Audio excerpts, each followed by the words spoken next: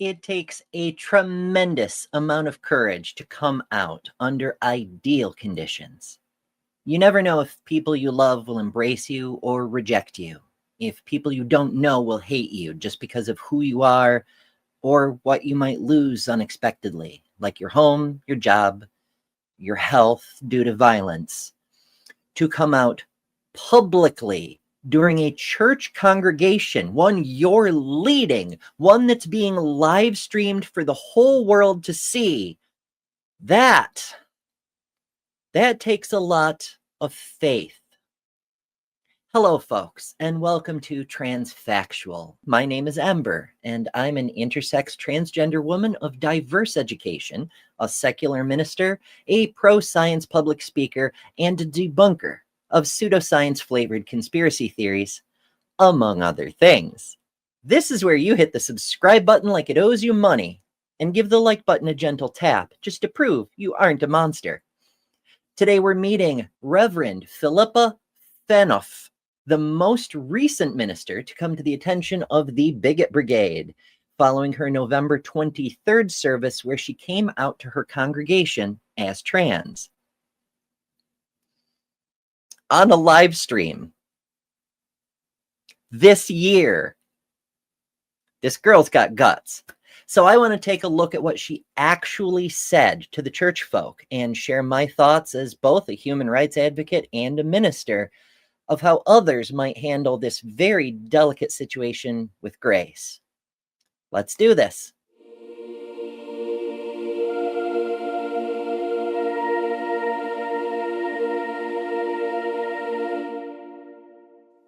Everyone gets nervous when there's a special announcement from the pastor. I'm not leaving. Why does everyone think that? Like, is that the only announcement pastors usually make is, peace, I'm out? I don't know. I haven't been to enough churches recently. Hold on to that. I'm going to hold you to it. So, rarely do I did not get into ministry to talk about myself or my personal life, but sometimes there are things that happen in a pastor's personal life that is going to find its way out into ministry. And so I love the caption. Now, they're doing this live. This is a recording. It's a clip from the live stream. While they were actually streaming, someone was in charge of these captions. Maybe the pastor pre-programmed them. I don't know. But I love that they're teasing what's about to come by saying a season of creative transformation. That's kind of neat. I am inviting you to join me in a season of creative transformation for myself, and I think for all of us. Imagine if your doctor came and told you that your quality and outlook on life could transform exponentially to the positive. Would you listen to that doctor? This makes me think of the scene out of that recent Wonder Woman movie, 1984, I think. Was it? Never mind. Different thoughts. But that sales dude who's like, life is good, but it could be better. It's kind of like that. It's like a doctor saying, hey, so, maybe things are good in your life, but maybe things could be better.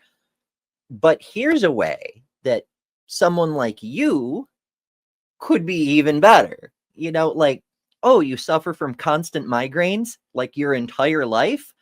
Here's a pill that will help with that. It really is kind of like that. You've been suffering your entire life. Here's a pill that can help with that. Okay. If you felt God's Holy Spirit surrounding you in ways that you haven't felt in years, would you have a sense that that might be something that God's okay with? Yeah. So I get to announce with joy that I'm transitioning. I'm affirming and saying to all of you that I am transgender. And so, and so the best way. That's possibly the best way to put it. Keep it simple. Don't overcomplicate it. I understand that, people are going to feel a bit of anxiety, even if they're experienced public speakers, like a minister who gives a sermon every Sunday. Talking about something different can still cause a kind of anxiety. And sometimes it's best to not beat around the bush and risk confusing people. Just say what you got to say. Just say the thing. Simple, straightforward, to the point. Way to put this is that I'm not becoming a woman. I'm giving up pretending to be a man. Okay, that makes sense. I would have emphasized the distinction a little bit more strongly, but of course, it's an intensely personal moment being done very publicly. So I could definitely understand why the presentation might not have come out the same way she planned it to in the first place. But that's a pretty fair way to help people understand, because for a trans person, it very much is like you are one person on the inside, and because of social influences outside of you telling you who you should be, you've been pretending to be someone else your entire life. You've been wearing this mask that was forced on you by society. You should do this, you shouldn't do that, you must dress this way, you have to behave in this fashion, all of this sort of stuff.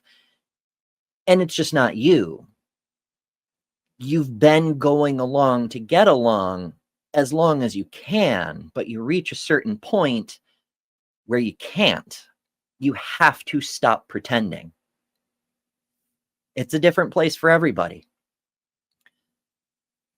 Thankfully, fewer people than ever have to push it to the point where they have to find out how far they can go until they can't. Because people shouldn't have to do that. People shouldn't have to wait until they're literally at the end of their rope to be able to live their damn lives, to be able to have some happiness and joy within themselves. Maybe I'm silly. Maybe I'm overly optimistic. But from what we've been seeing about the people who are able to access transition care earlier in life, they generally have normal lives instead of having to come out to your congregation at 51.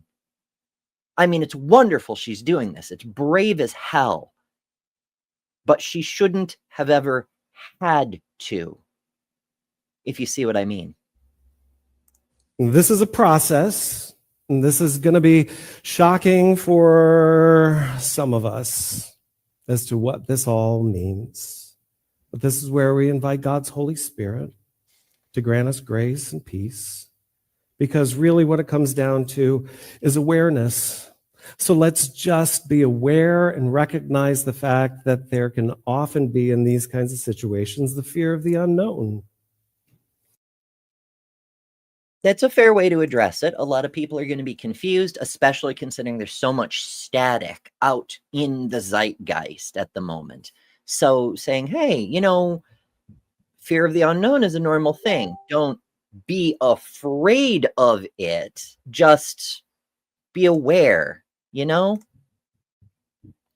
Downside of this clip being on Facebook is when messages come through, they're going to pop up and get in the way.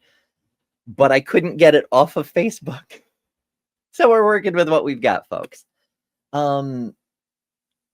This idea of Holy Spirit flowing through you, I have mixed thoughts. I can understand how the sense of relief, when you've made that point of decision, you've said, you know what? I'm going to go for it.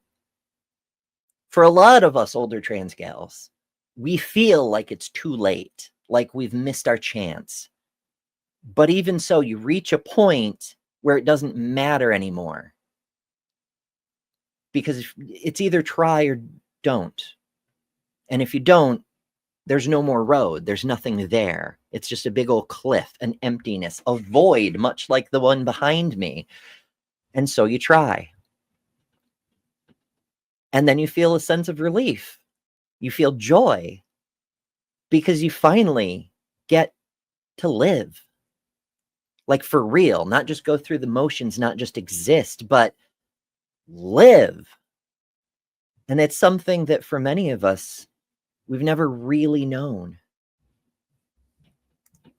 And the fear of the unknown often in these situations can be broken down into these two questions. All right. Just what will change and what will stay the same? Now, that's a great way to address it, because while people could be on the verge of freaking out, you can calm them down by just breaking it into steps. What will change? What will stay the same? That's all there really is to this, right? So let's go through it. Let's look at the things. That's a great way to simmer people down, is just show them how simple the proposition before them truly is. Right? What will stay the same? My commitment to the good news of Jesus Christ, our togetherness in ministry. Now, of course, I have different thoughts about such things, but it stands to reason that a person's spiritual alignment, whatever it may be, whatever religion or lack thereof they might be involved in, isn't going to change, because that's not the aspect of life that's being adjusted. In fact, in many cases, it's whatever the faith is centered on, if there is one, on which their identity hinges. Because in a lot of faiths, including Christianity, the idea is that you serve God, your life, for whichever God it is you worship. Especially in the case of a minister, you're literally a servant of your God. So it can feel like a blessing that in turn reinforces the belief in whichever religion you happen to be a member of. In a way, it kind of is a blessing because it gives you additional strength. You can draw on that faith in a way that people who don't have that gift have to struggle through. Unfortunately for all of you, my personality, I'm sorry, my style of preaching, my style of teaching, my ADHD brain type, you're welcome. Now, these are all things that'll stay the same. I have news for you, bestie. The change will be gradual, but it's definitely going to change. I can tell you from personal experience that when your brain starts running on the hormones it was actually evolved for, that it was actually constructed for, dare I say, designed for, it starts working a lot better. I can only speak for myself, but I can tell you that my memory has dramatically improved. A bunch of other things as well. My awareness, my recall, there's so much stuff. But also emotions. While emotions are not the same as personality, the ability to feel your full range of feelings definitely impacts how you interact with other people, which in turn does affect how your personality comes across to others. I've had people all my life tell me that I'm a very caring person, but now that I'm able to feel more than depression and anger, I think it comes across a lot more. It helps me be more patient with people too. But I digress.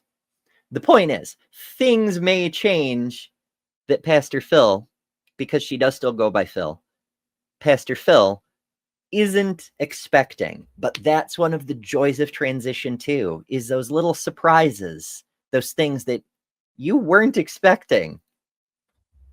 Like, cherries tasting good. Who could have expected that? Sense of humor, none of that is changing. What will stay the same? Phil, I can't imagine being called anything different and actually being able to answer to it after 51 years? Oh, you can, I assure you. But also, nobody's under any obligation.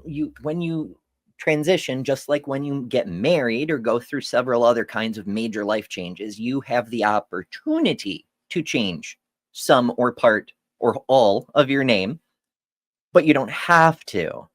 It's a tool, just like the medical aspects of transition. It's a tool that's there for you if that's something you want or need, but it's not a requirement. You don't have to do that. Now, to be clear, her name is Philippa, but she's been going by Phil for years. If she's fine with it, if she prefers it that way, that's cool. That would just be way too much of a delay. So Phil, Reverend Phil, Pastor Phil, any of those work, just not Dr. Phil.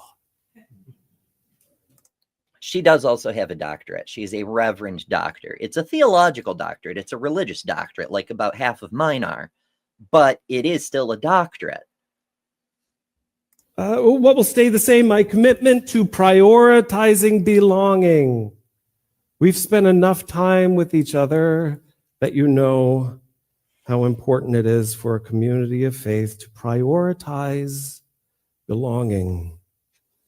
Well, that's really important for a lot of people in a lot of groups. This is an interesting, on the tactical scale of things, it's an interesting step for the Methodist Church to make. This is a Methodist church, and Pastor Phil has been wearing the rainbow stole for a while now because the Methodists are expressly accepting and inclusive. And that's been good for them as an organization, as well as for the community they're trying to build, because by being inclusive, by being accepting, they're providing a refuge for people, for GSM people, for LGBT people who don't feel welcome anywhere else, where whether they believe in this particular God or any particular God, the community believes in them. And that can save a life. So we love to see it. will stay the same is my deepening love for all of you. What will change? Thank God you have never chosen me as your pastor based off of my appearance. Amen. I was waiting for that. On the plus side, Phil, you're about to get a whole lot prettier. None of you ever judged me, or that was not part of the intake process of me being your pastor, was because of how my face looked, or my body, or how long my hair is, or my clothes. Because at the end of the day, we know that clothes are just fibers. They do not carry an anatomy with them. So, yes, the kind of clothes you wear aren't really relevant. Like wearing this, the fact that I'm a woman doesn't really matter. Anybody could wear this because it's just clothes, you know? But also, while you're doing the ministering thing, you're wearing the minister outfit. I don't know if it's called a cassock in the Methodist tradition. I don't know every, subtype of Christianity intimately or anything, but there is an outfit. There's the stole, there's the robe. So what you wear when you're not ministering doesn't really matter, since there's an outfit for ministering. But also, not every pastor wears the rainbow stole. There's a few different options. On another weekend, Phil wears a tartan stole because of Celtic Advent. And in the week after this one, Phil wears a transgender flag stole, which is pretty neat too. Kind of like reaffirming the thing. I don't believe she actually says anything about it. It's just there as if to remind the congregation, yeah, that was real, which is pretty neat too. Hello, everyone. Thank you for joining. Good to see you. So to say that something is girls' clothes or boys' clothes, well, they don't come with a reproductive system. Amen. Did you know, we covered this recently on I believe it was one of the Hot Topic shows, the weekday morning show that we do here on the channel, which are often much more chill, although this particular video is pretty dang chill. Women's rights. It was only in 1910 that women were allowed to start wearing jeans. It's been barely over 100 years, 115 years. Yeah, whether you wear jeans or you don't have to be a boy to wear jeans. You don't have to be a girl to wear a dress. They're just clothes. People really need to get over that nonsense. Amen. So what will change? My voice. It might go a tad higher. It might. No guarantees. Some people's voices change quite a lot. Some people's voices don't change at all. As a general rule, most of the doctors say don't anticipate anything's going to change voice-wise. In my case, I don't know what would have changed naturally because I've been voice training for nearly 2 years at this point. Shrug. But I wouldn't bet on there being either a small change or a large change. There may be a change. Who knows? Pronouns she, her, but I'm not going to be pronoun police. Okay? Because I don't think that anybody will misgender or mispronoun out of malice. This is a process, it's a transition. Anybody in the congregation, anybody of goodwill. And that's a good rule to keep in mind in your life, right? Like, just like cis people get misgendered sometimes. Yes, it happens. We've seen videos all over the internet of a fast food worker being misgendered or a customer at a fast food place being misgendered because they happen to be a gender non-conforming person, or the person who misgendered them just happened to guess wrong. And now that there's all the right-wing reactionary craziness about trying to police trans people, so many cis people are getting static because their hair is too short, or they're too muscular, or their skin is too brown, or whatever the case may be. We've all seen videos about that too. There was a college girl in Texas who recently gave a speech to the state legislature about, am I womanly enough to pee? You know, it's been getting ridiculous. So in public, that's one thing, especially now, especially in this world charged with political hatred for people for being different. Seems like we've been here before a few times, and yet somehow grown adults don't seem to know what the obvious correct moral action is, but never mind that. But people in your actual life, your regular daily life, mistakes are going to happen. People rarely intend malice. It's best to just assume an error and move on. That said, on the flip side, allies, friends, loved ones, countrymen, forgive yourself when errors happen. Don't make a big deal out of it. Don't trip over yourself. Oh, I'm so sorry, Phil. How could I do such? Just say you're sorry and move on. Just, they know. She knows, he knows, everybody knows.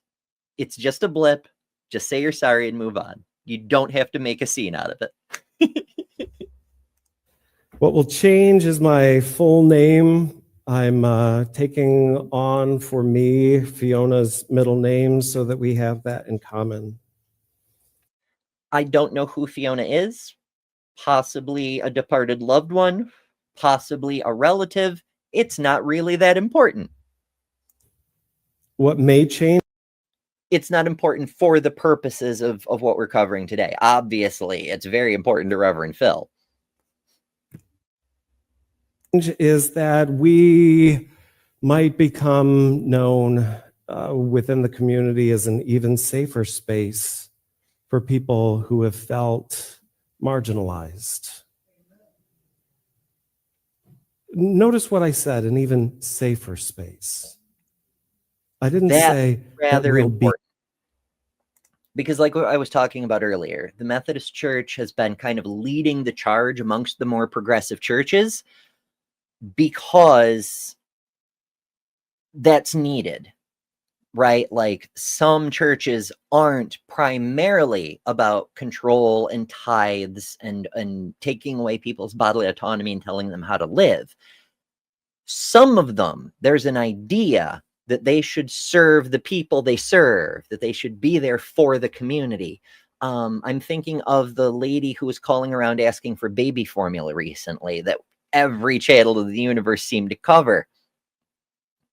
Some churches did say yes. Some churches said they would go out of their way to try to help. Not every church is a scam or a political lever of control. Some people do legitimately believe this stuff, and they have every right to. And it's wonderful when they center the object of their faith that they claim they believe in, the values that they espouse, and the community they say they serve. When people live up to the things they say, it can be quite wonderful. Become that. Because I wouldn't be able to do what I'm doing now unless I have felt the love and the support from all of you for me and Fiona throughout the years. And that's an excellent point, too. In a lot of cases, something like this, coming out, telling people, instead of being too afraid and slipping away, moving to another city and cutting contact with the life you had before. You know, the way trans people had to do it in the 60s and 70s. It can only happen when you feel that you're supported, that the people really believe in the things they say, that every person is valid. You know? It makes me think about my own ability to come out, to start my actual transition. Like many trans people, I was very aware of who I was at a very young age. But through my childhood, teen years, young adulthood, I was told that wasn't possible. That's not a thing you can do. You got to just be miserable and live with it. Every time I saw an episode of Maury Povich where they had a transsexual, the adults around me told me it was it didn't really happen. It was a fictional story they made up for the drama show. Every time there was a documentary about a trans person, oh, well, that's fictional too. It's satire. By the time I found out that being transgender was a legitimate thing, that people really could do, that we had the technology to help with, and that it was legitimate even without any medical care, well, by that point, I was stuck in a bit of a situation. It wasn't really possible to change things for other reasons, not the least of which being a spouse who is very opposed, to say the least, but also employment. By the time I finally had the ability to actually transition, it was when I found a job where they were actively inclusive, actively accepting. The stars aligned, and I finally got the chance to do it. And it was a damn good thing, too, because I was at the end of my rope. I would not be here today if I hadn't. And that's not because I was harboring thoughts of self-harm at the time. I just didn't want to live anymore. I'd come to the end of that road. There was nothing left. So in some ways, it was fortunate. Unfortunately, the company that I worked for that made it possible wasn't quite as accepting as they had presented themselves as, which is one of the reasons I don't work there anymore. But that's a story for another time. Let's get back to Reverend Phil. So here's some frequently asked questions. Is the United Methodist Church, did he tell the district superintendent about this? What about the bishop? Is he okay with this? Absolutely. Absolutely. They're the first ones that I went to say, how can I do this in a pastoral sort of way to let the congregation know that I love them and that we can do this in such a way that we can stay in ministry together. Is our method? That is pretty cool. The way she said, how can I do this in a way that it'll not hurt the congregation? Not, can I do this? But I'm doing this because who I am does not require permission. But how can I go about doing this in a way that includes the congregation, that doesn't alienate people or push them away or scare them or cause them to hate me or whatever? Like, how can we do this in the best way, aiming towards the best outcomes? And that's really cool. But when you have an accepting community, which is what makes transitions possible, you have a pretty good chance of being able to do something like that. And so far, I think she's doing a pretty fair job of it. Is theology okay with this? Absolutely. Thank God for our revised this year book of discipline, our book of resolutions, our social principles that affirm this. So this is an important note, because it's only this year that the Methodists revise their various books to affirm the validity of her transition. Prior to that, it was some form of heresy, or it was frowned upon, or however the hell their church phrases things. Which is to say, they wouldn't stop her, but they wouldn't necessarily embrace her either. And for some people, that can be one barrier too much, and they just never transition. It can be rough.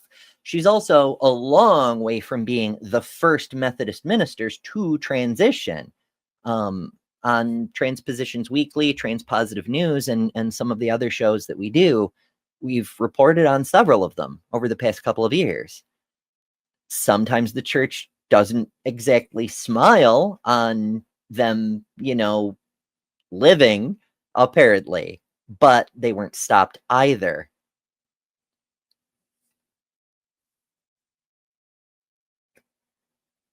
It's an interesting note. It's doubtless helpful. And as Aunt Jer points out, hello, Aunt Jer. She says, I like how she keeps referring to her church as a collaborative ministry. How can we stay in ministry together? I agree. I like that a lot, because so many of the ministers we see, particularly on the skeptic side of the interwebs, the ones who get highlighted are the outrageous ones, or the mainstream ones, for that matter, who dictate from the pulpit. If you want to be a true Christian, you must do this. You must do as I say. You must obey me. Whereas Reverend Phil here is talking about all of us being together in a community. Because that's the point, is to build the community. And I love to see it. Are the scriptures okay with this? Absolutely. Did you know that there are 8 different Hebrew words for different gender types? In the ancient Hebrew, they recognized at least 8 different gender types. Reverend Phil's been reading the website, betterthanember.com, where you can find that kind of information specifically. We did a video about it like a year and a half ago, maybe 2 years ago, about the 8 different genders in the Talmud. Now, I don't know that there's 8 words for it. The ones that I've seen that seem to be in Greek, honestly, but what do I know about ancient languages? they tend to be like 1 or 2 word combinations. For instance, there's one word that means trans woman, and there's another word that means natural, and a different adjective that means made by humans. So you could be a trans woman who got that way because of human intervention, or you could be a trans woman who got that way because of natural intervention, because that happens too. There's a few flavors of intersex where that happens. Same thing going the other direction. They've got trans men who happen naturally and trans men who happen due to human intervention. They've got a word for androgynous people, and they've got a word for ambiguous people, which is not the same as androgynous. And then, of course, they've got words for male and female. But yeah, we covered that quite some time ago. Now, it's not impossible she found out about it from somewhere else, but it's not impossible she found out about it from us either. So that's neat. My Unfinished Song says, Ember, many Methodist churches had congregations that were split over being queer affirming. Eventually, that tension resulted in the whole denomination fracturing. The Phobes created the Global MC. Global MC. Methodist. Oh, Methodist Church. Okay. Interesting. So you have a church based on the idea of being in community together, and there's an offshoot based on being in community together, but hating people. Far be it from me to tell anybody how to run their religion, but it sounds like that group's in service to Satan. But maybe I've been listening to too many apologists. On the happier side, Deviant Outcast sends us 50 secs. I don't know why they're displaying across my eyes. Can't see me. I'm blindfolded. And says, hells yeah, I want a Q&A show. Though, if I'm honest, I just want Ember to have money for food and life and fun. Possibly in that order. Thank you, Deviant. But also, yes, we do have a super chat goal for this show. If we get 5 super chats of any kind, we'll do another bonus show. I only meant to bring it up if it actually happened, because I didn't. It's fine. Live broadcasting. Hooray. But thank you, Deviant. In ancient Greek, while not 8, have more than 2. Are my parents okay with this? Absolutely. This is an important thing too. But before we get to that, ancient Greek, I don't know if there's 8 genders, but there are more than 2. Okay, parents. Now this is important for an entirely different reason. Pay attention. Absolutely not. They texted me this morning and they asked for me to tell you all that they do not support me and that they have chosen their convictions and their beliefs over supporting their child. They chose their convictions over their child, and that's the way they phrased it. And they said she should tell the congregation that she should not keep it a secret, but tell them that. Folks, if you're putting your convictions ahead of your children, you're a bad person. I'm sorry, not sorry. The point of having good morals and strong convictions and yada yada is to help your children. That's the point. That's why you do that. And if your convictions conflict with the well-being of your child, you need to realize you were wrong and change your convictions. This arrogant, I am right no matter what, self-entitled, self-important, narcissistic bullshit that the older generation seems obsessed with. There are whole YouTube channels dedicated to these entitled estranged parents groups and books and this whole culture. This is why. Because as much as they whine about younger generations being all self-interested and whatnot, for them, it really, really is me, me, me, me, me. And good luck everybody else. That's why we have the Republican Party we do. But that's another topic for another time. The point is, I feel really bad for Reverend Phil because her parents fucked up. Now, I don't believe her parents were always that way. Clearly, they raised a good person, a caring person, a person whose greatest ambition is to serve their community. That's pretty amazing. But then to turn their back on that person because she wants to be happy. Like, here's the thing. Controversial hot take, I know, but I don't think a person should have to justify how they feel. Like, we can justify why trans people are the way we are, why we need access to the healthcare we need. We can show you the science. We can show you the better outcomes. We can show you the surveys that show a dramatic increase in joy and a dramatic decrease in depression. We can justify it. But we shouldn't have to, because here's the thing. If you, whether you're cis, whether you're trans, whether you don't know, your body is yours. Your life is yours. I don't really care if you're truly trans, if it will make you happy to transition. You should have the right to do that. Because it takes years. It's a tremendous investment in time and money and pain and loss. And if it makes your life better to go through all of that and there's still a net gain to it, you absolutely fucking deserve to. And to hell with anyone who says different. Speaking of hell, Lil of all trades sends a super chat for $5. Thank you, Lil.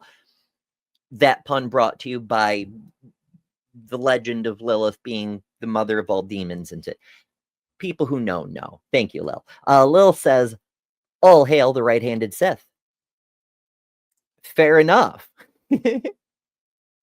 Sith said, I wish I had money to give. And I appreciate that. So Lil was substituting. So hooray. Thank you, Lil. Deviant Outcast sends us 50 secs and says, this is for right-handed Sith who wants to give but can't. Appreciate that, Deviant. Thank you. Ask and ye shall receive, I suppose. Something like that. So that, I think that puts us at 3. Yeah, 3. Oh, wait. But wait, there's more. Lil sends another 5 and says, the mother of demons wants a Q&A. Well, now we're only one away. So huzzah. But we do have more with not Dr. Phil, even though she has a doctorate. I'm not talking out of turn. They asked me to tell you this. Does this mean you're, frequently asked questions? Transgender means gender. Orientation is who you're attracted to. Yes. I do want to point out this is significant because some media outlets have made a big deal out of this, saying that she also came out as ace. Not exactly. She's saying she was always ace.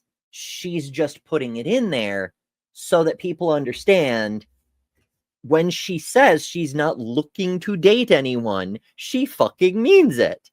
Like many of us, she would rather have garlic bread or, do churchy things, one of those. Hellbound Hillbilly sends us $5. Thank you. And says, now you're none away. So yeah, we're doing a bonus show.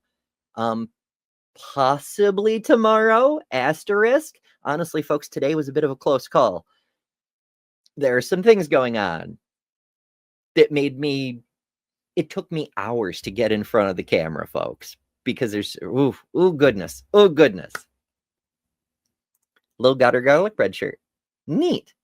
Maybe we'll get to see it the next time. Lil often joins us in the mornings.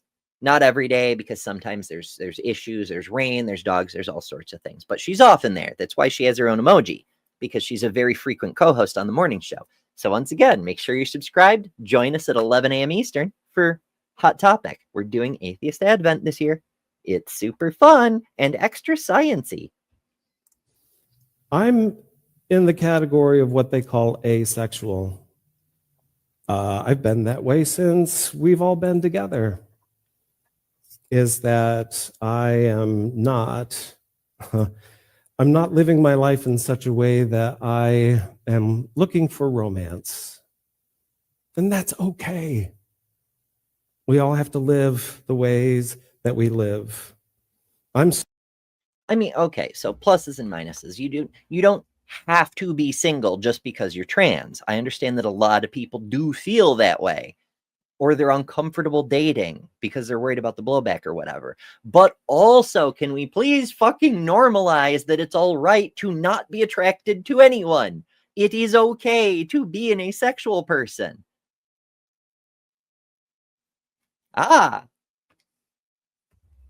Surrounded by enough love from all of you, from Fiona, from dear friends. So you may ask yourself, am I okay with this? It's going to take some time to process, perhaps. But I am fully trusting in God's patience and kindness and grace to help us through this. And she's talking about many different things at the same time here. Am I okay with this? Am I okay with this as in being trans? As in being open about transition? Am I okay with this as in telling the congregation? Am I okay as in doing this on a live stream where the world is eventually going to notice? Because the bigots are nothing if not persistent in digging down every single hole they can find to try to find something to be upset about. Is it the transition? Is it the treatments? Is it, there's so many things it could be. They're all processes. All of life is processes. And sometimes it takes time, more time than we might like. And sometimes it takes a great deal of patience and understanding, even if we don't understand. Am I okay with you asking questions? Absolutely. Absolutely. You can ask. That's a really good thing to get on record, because a lot of people feel very weird about asking questions, or if they don't feel weird, they feel like you might feel weird by being questioned. So I will say, for the purpose of everyone watching now and in the future, one of the reasons I am a public internet person is because sometimes people do need to ask questions. It's not a matter of curiosity.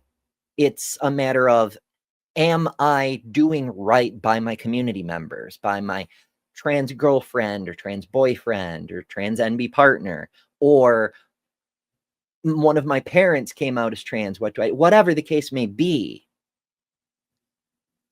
I'm a public person for that reason, as well as to be visible, which I believe, much like Reverend Phil, we understand that it's very dangerous to be visible, to be open right now, which is why it's even more important for those of us who can to do it, because those of us who can't need to see that we're still here, even now.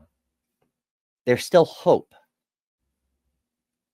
Ask me all kinds of questions. I'm happy to answer them as best as I can. But I have to let you know that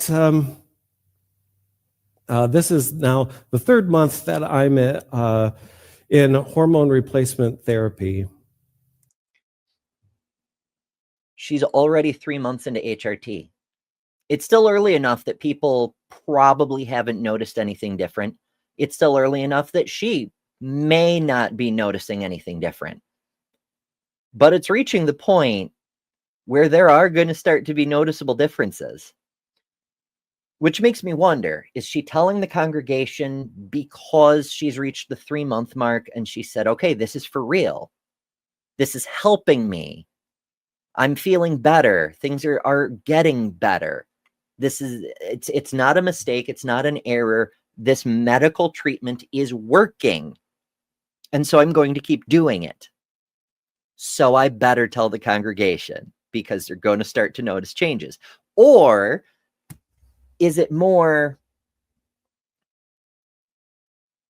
I've been doing this already so that as I tell you, you can understand this is for real. I'm not announcing I'm about to do a great change. I'm telling you I'm in the process of a great change. And I'm inviting you to be part of that, to be part of this community while we do that. I'm not sure which it is. Possibly both. In that first week, going back to what I said earlier, is if the doctor had something that could increase your quality of life exponentially, I'm here to tell you that it was just within that first week that I was really, truly happy for the first time in a very long time. Truly happy.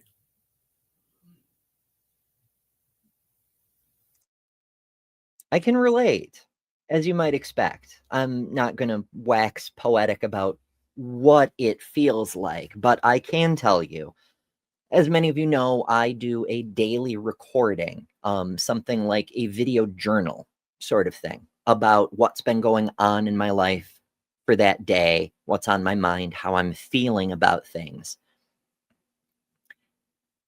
And very early on, I was experiencing those rushes of joy and bliss because I was finally getting to be me. I was finally getting to be alive for real.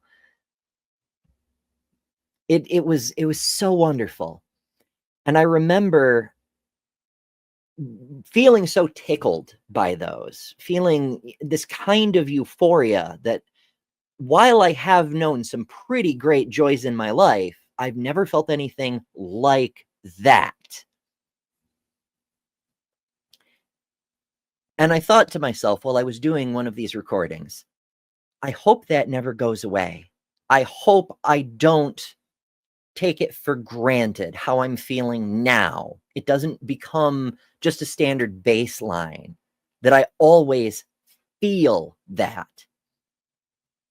And of course, it's not the kind of thing that you feel all the time. And much like every other thing we feel, it's influenced by the other stimulus around us.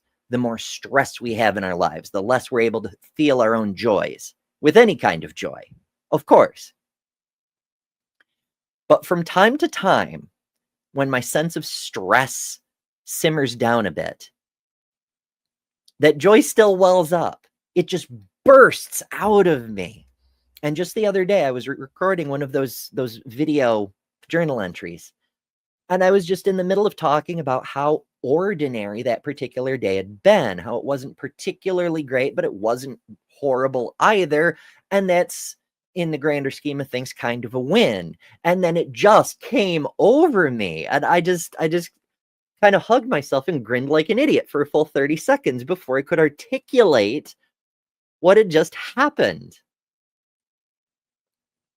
It's an amazing feeling to like being yourself, after going your whole life not liking being yourself. It's huge. And so, good news, Pastor. While that will come and go like every other feeling you have, I can't speak about forever, but at least for a few years, that doesn't go away. And that's pretty cool. Mine Finished Sock says, don't shame the transitioning pastor. Like and share the stream instead. As always, solid advice, my friend. And that's a beautiful thing. And that's what we want for the people in our lives, isn't it? Whether we can wrap our heads around some of the decisions that they make, at the end of the day, we really want the people around us to be happy. So most of us do. I think about my own children. As I'm thinking about her parents, I think about my own children. And when my oldest came to me to tell me that they were non-binary, now they didn't know I was trans at the time. That was a bit of a surprise. They were worried about how I might take it. They were worried about how all their relatives might take it. But it was important to have those conversations.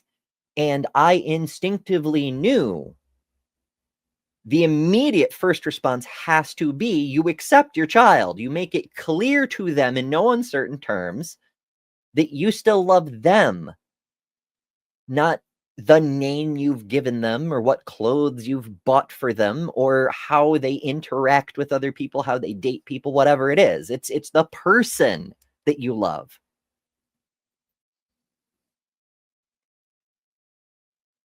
But they were so worried because you never do know. That's the danger of coming out. Because I think of how I reacted to my parents and how Phil's parents reacted to her. Definitely a grown freaking adult and saying, no, screw you. We have our beliefs. I can't fathom. I can't relate. In the year ahead, the district is coming alongside of us in wonderful ways. Us as a church, they want to help us as we kind of unpack these sorts of things. And there's going to be resources and workshops for us and continuing education. So what do I hope stays the same? Our deepening love for one another. And what do I hope stays the same is that our commitment to the good news of Jesus Christ. What do I hope stays the same is our commitment to prioritizing belonging. Now, again, I have mixed feelings about that specific idea, but from a pastoral perspective, this is very well done. It's saying, hey, a thing is changing about me. Compared to the work we're doing here together, that shouldn't matter. Like, be glad for me, be sad for me, whatever the case may be. But stay focused on the work. Keep your eye on the prize, as they say. And I deeply, deeply believe this, that what brought us together and has kept us together are all the things found in the stays the same category, that you'll get over the appearance part and recognize that what stays the same is what has kept us together in love and ministry to this community and the community at large. So may it continue to be so. Amen. And that is the end of the sermon. Now, I do also want to add that I reached out to Pastor Phil because I thought this was great. And I thought there is a lot that we have in common. And especially considering the fact that the media has gotten their hands on Pastor Phil's story, and predictably, the pro-human advocates are thrilled. They're tickled. They think it's wonderful. And the anti-human advocates, can you call a person an advocate when their goal is to undermine people's rights? Whatever, the red hats, shall we say. They were predictably outraged. Shock and surprise. So I bugged Phil for an interview. I don't know what they'll say. I specifically told her, no pressure. I know you're being swamped by the media and the brigades and so on and so forth. When you have time, if you have the inclination, then respond to me. But I would love to interview you. So maybe eventually, in a few weeks, maybe a few months, maybe we will be hearing more from Pastor Phil. But I did, in order to make that contact, in order to reach out. I tracked her down, and I saw on her Facebook profile there was a picture of her fully done up with earrings. And she talked about getting her ears pierced. Just a couple of days after the sermon, she went and got her ears pierced. And it really struck a chord with me, because after I started my transition, that's one of the first things I did too. It was something that I could do quickly. At the time, I was still getting regular paychecks, and it was fairly cheaply. And it was a thing that I wanted. I'd always wanted. What I didn't expect was how much it moved me when the technician held up the mirror so I could see, because I cried right there in the chair, not from the pain, but from the joy, because it was only at that moment when I saw myself with the earrings that I realized how much I'd been suppressing that and so much else about my self-expression, about my desires, about the things that mattered to me when I was a small child. And that dam came busting open.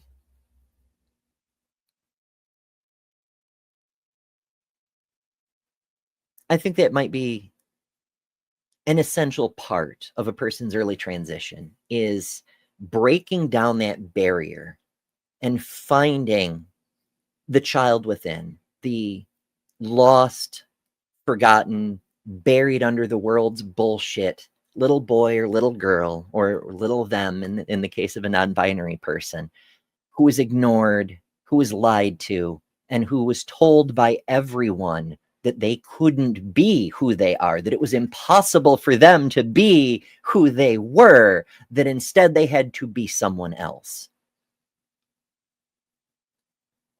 I think breaking down that wall is really important. And seeing Pastor Phil do the same thing I did in the same way I did it, for the same reason I did it, it reminded me of that moment for myself.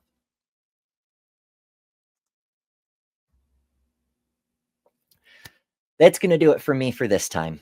Remember to join us weekdays at 11 a.m. Eastern. We're doing Atheist Advent this month, and going through the secular sciences one by one is tremendous fun. Yesterday was evolutionary theory. Tomorrow is ecology. I hope to see you there. Remember to help those less fortunate if you're able. We keep a list of community members in need and their fundraisers on the website, betterthanember.com/help. If you want to support what I'm doing here, there are a bunch of ways to do that, from super chats like you've seen through this broadcast, to super thanks if you're watching later, to Patreon, Venmo, Cash App, and more. Also on the website, along with all my other links, the gender science resources, the GSM community resources, and of course the merch store, all of that on betterthanember.com. As always, remember, you don't have to hurt people for being different from you just because someone who hurts children told you to, because you are better than religion. Good night, folks. Thanks to all our patrons and top-level members for November. Miranda, Karen Butcher, Jessica the Trans Metal Alchemist, Robin Webster, Maya Adkisson, Jimmy Tux, Ian Chen, Lilith, Ember Lynn, The Barely Bearable Atheist, Eric Wander, Jason Jacoby, Godless Engineer, Jester, Lil of All Trades, Deviant Outcast, Kelly King, the Detroit Atheist Queen, The Mighty Filbert, and Secular Phalanist. And you can add your name here next month by signing up at patreon.com/betterthanember, or by joining Emberships here on YouTube at the Cinder level, which also includes all the custom emojis, tons of member-exclusive content, member-only live streams, and a bunch of other stuff. I deeply appreciate all the supporters who keep this channel going. Thank you all so much. Because of you, we're building a wonderful community that I'm very proud of.